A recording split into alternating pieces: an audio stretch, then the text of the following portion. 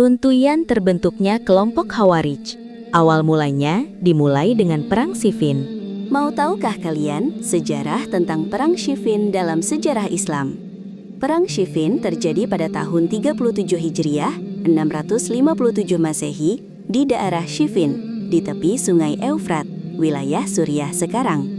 Perang ini terjadi pada masa pemerintahan Khalifah Ali bin Abi Thalib radhiyallahu an dan menjadi salah satu peristiwa paling berat dalam sejarah Islam awal. Perang Siffin berakar dari terbunuhnya Khalifah Utsman bin Affan radhiyallahu an. Setelah wafatnya Utsman, Ali bin Abi Thalib dibaiat sebagai khalifah.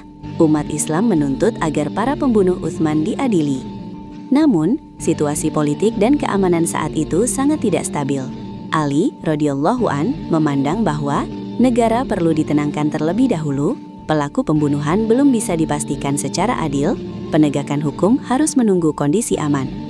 Sementara itu, Muawiyah bin Abi Sufyan radhiyallahu an, gubernur Syam dan kerabat Utsman, menuntut agar qisas atas darah Utsman ditegakkan segera sebelum membaiat Ali. Perbedaan waktu dan cara menegakkan keadilan inilah yang akhirnya membawa kepada konflik. Kedua pasukan bertemu di Siffin. Pada awalnya terjadi negosiasi dan dialog, pertempuran kecil, duel terbatas. Namun akhirnya perang besar tak terelakkan. Salah satu peristiwa penting adalah perebutan akses air Sungai Eufrat yang sempat dikuasai pasukan Muawiyah, tetapi kemudian Ali memerintahkan agar air dibuka untuk semua, menunjukkan akhlak dan keadilan beliau. Perang berlangsung berhari-hari, dan puncaknya terjadi pada malam Harir, pertempuran sengit yang menimbulkan banyak korban dari kedua belah pihak. Ketika pasukan Muawiyah mulai terdesak, sebagian tentaranya mengangkat mushaf Al-Quran di ujung tombak, menyeru agar hukum dikembalikan kepada kitab Allah. Sebagian pasukan Ali merasa tidak pantas melanjutkan perang ketika Al-Quran dijadikan seruan damai. Meski Ali radhiyallahu an menyadari adanya unsur siasat, beliau akhirnya menerima usulan tahkim, arbitrase, demi menghindari pertumpahan darah lebih lanjut. Dipilihlah dua juru runding, Abu Musa al-Asy'ari dari pihak Ali, Amr bin As dari pihak Muawiyah.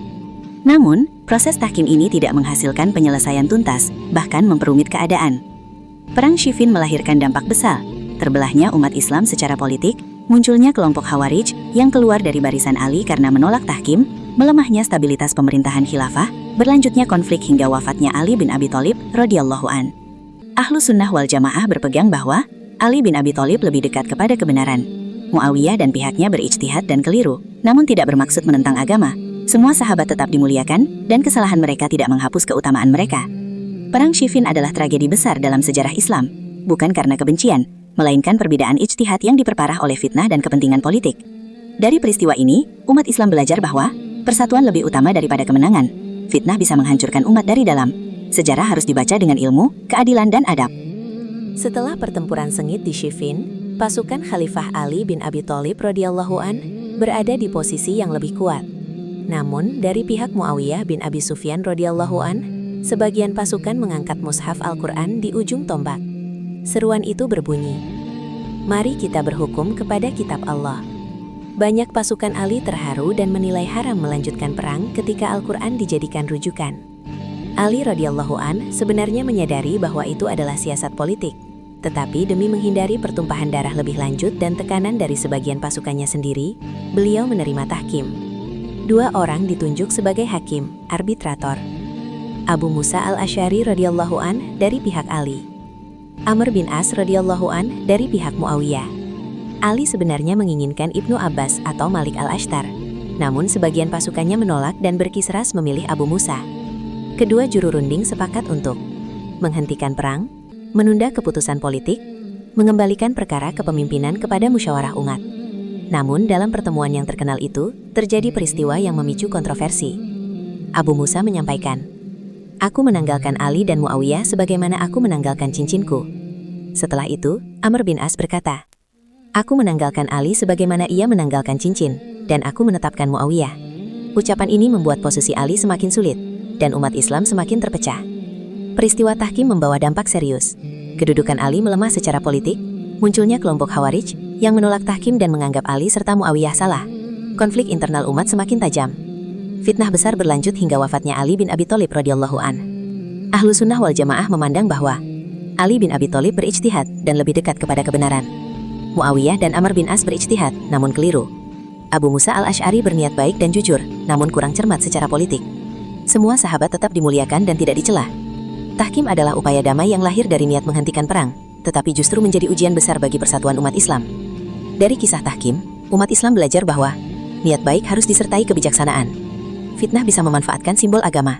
Persatuan umat adalah amanah yang sangat mahal. Setelah perundingan hukum atau yang disebut tahkim, membuat munculnya kelompok Khawarij. Apakah itu Khawarij? Khawarij berasal dari kata khoroja, yang berarti keluar. Mereka dinamakan demikian karena keluar dari barisan Khalifah Ali bin Abi Thalib radhiyallahu anhu setelah peristiwa tahkim pasca Perang Siffin. Mereka merupakan kelompok pertama dalam Islam yang bersikap ekstrim dalam beragama. Setelah Perang Siffin, ketika Khalifah Ali radhiyallahu anhu menerima tahkim, arbitrase, sebagian pasukannya merasa kecewa dan marah. Mereka menganggap tidak ada hukum kecuali milik Allah. La hukma illa lillah. Menurut mereka, Ali telah salah karena menerima tahkim. Muawiyah juga salah. Siapapun yang terlibat tahkim dianggap kafir. Padahal slogan mereka itu benar secara lafaz, tetapi salah dalam pemahaman dan penerapannya. Kelompok Khawarij dikenal memiliki ciri rajin ibadah, banyak sholat dan membaca Al-Quran, namun pemahamannya dangkal. Mudah mengkafirkan sesama muslim, menghalalkan darah kaum muslimin yang berbeda pendapat, keras dan kaku dalam beragama. Rasulullah Shallallahu Alaihi Wasallam telah mengingatkan tentang mereka. Mereka membaca Al-Quran, tetapi tidak melewati tenggorokan mereka. Hadis riwayat Al-Bukhari dan Muslim. Kelompok ini keluar dan berkumpul di Harura, lalu menyebar. Ali radhiyallahu anhu mengirim Ibnu Abbas untuk berdialog. Sebagian dari mereka kembali kepada kebenaran, namun sebagian lain tetap keras kepala. Kelompok yang menolak kembali akhirnya melakukan pemberontakan, membunuh kaum muslimin, menyebarkan teror dan kekacauan. Karena kezoliman dan kekerasan mereka, Ali radhiyallahu anhu akhirnya memerangi Khawarij dalam Perang Nahrawan. Banyak dari mereka tewas, namun paham Khawarij tidak sepenuhnya hilang. Dari sisa-sisa Khawarij, muncul seorang bernama Abdurrahman bin Muljam, yang akhirnya membunuh Ali bin Abi Thalib radhiyallahu anhu saat beliau sedang sholat subuh. Peristiwa ini menjadi luka mendalam dalam sejarah Islam. Hikmah dari munculnya Khawarij: bahaya memahami agama tanpa ilmu. Ekstremisme merusak umat dari dalam. Ibadah tanpa hikmah bisa menyesatkan. Dialog dan ilmu lebih utama daripada kekerasan.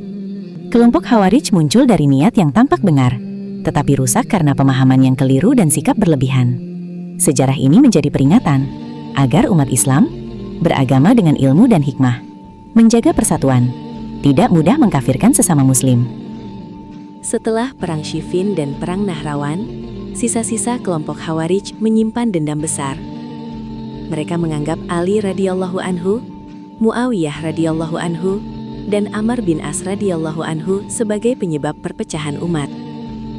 3 orang Khawarij bersekongkol untuk membunuh ketiganya. Mereka adalah Abdurrahman bin Muljam, Al-Barak bin Abdullah, Amr bin Bakar. Mereka sepakat melakukan aksi pada waktu yang sama. Pada malam 19 Ramadan tahun 40 Hijriah, Ali radhiyallahu anhu tampak berbeda. Beliau memperbanyak ibadah, berpesan kepada keluarganya, terlihat seakan mengetahui ajalnya telah dekat. Beliau berkata, "Tidak ada malam yang lebih aku tunggu daripada malam ini." Pada waktu salat subuh, Ali radhiyallahu anhu keluar menuju Masjid Kufah untuk mengimami salat. Saat beliau membangunkan orang-orang untuk salat, Ibnu Muljam mengintai di pintu masjid. Ketika Ali radhiyallahu anhu mengucapkan takbir, Ibnu Muljam mengayunkan pedang beracun ke arah kepala beliau, sambil berteriak, "Tidak ada hukum kecuali milik Allah." Pedang itu mengenai kepala Ali radhiyallahu anhu, menyebabkan luka yang sangat parah. Ali radhiyallahu anhu masih hidup selama 2 atau 3 hari setelah penyerangan itu. Dalam kondisi terluka, beliau masih berwasiat agar bertakwa kepada Allah, melarang membunuh Ibnu Muljam secara zalim, memerintahkan agar tidak menyiksa pembunuhnya. Beliau berkata, "Jika aku wafat, balaslah dia dengan 1 tebasan saja." Pada malam 21 Ramadan 40 Hijriah, Ali bin Abi Thalib radhiyallahu anhu wafat sebagai syahid. Beliau wafat dengan kalimat yang penuh iman, "Fuztu wa Rabbil Ka'bah." Demi Tuhan Ka'bah, aku telah menang. Jenazah beliau dimakamkan secara sederhana dan dirahasiakan tempatnya, demi menghindari gangguan dari pihak-pihak yang memusuhi. Hikmah dan pelajaran, ketakwaan hingga akhir hayat, keadilan dan kasih sayang bahkan kepada musuh, bahaya ekstremisme dalam agama, kemuliaan syahid bagi orang yang dizalimi. Wafatnya Ali bin Abi Thalib radhiyallahu anhu adalah penutup kehidupan seorang pemimpin besar yang hidupnya penuh perjuangan dan keadilan. Semoga Allah meridhai Ali bin Abi Thalib, mengangkat derajatnya di surga, dan menjadikan kisahnya sebagai pelajaran bagi umat Islam. Masih banyak kisah para nabi dan teladan agung yang penuh hikmah, pelajaran iman, dan nasihat kehidupan yang akan terus menguatkan hati kita di jalan Allah. Jangan lewatkan kisah-kisah berikutnya. Kisah yang bukan hanya untuk didengar, tetapi untuk direnungkan dan diamalkan. Jika kisah ini bermanfaat dan menyentuh hati, jangan lupa untuk like, bagikan agar menjadi amal jariah, tuliskan komentar sebagai bentuk dukungan, dan subscribe agar tidak tertinggal kisah-kisah Islami selanjutnya. Semoga Allah memberkahi kita semua dengan ilmu yang bermanfaat dan hati yang selalu kembali kepadanya. Sampai jumpa di kisah berikutnya.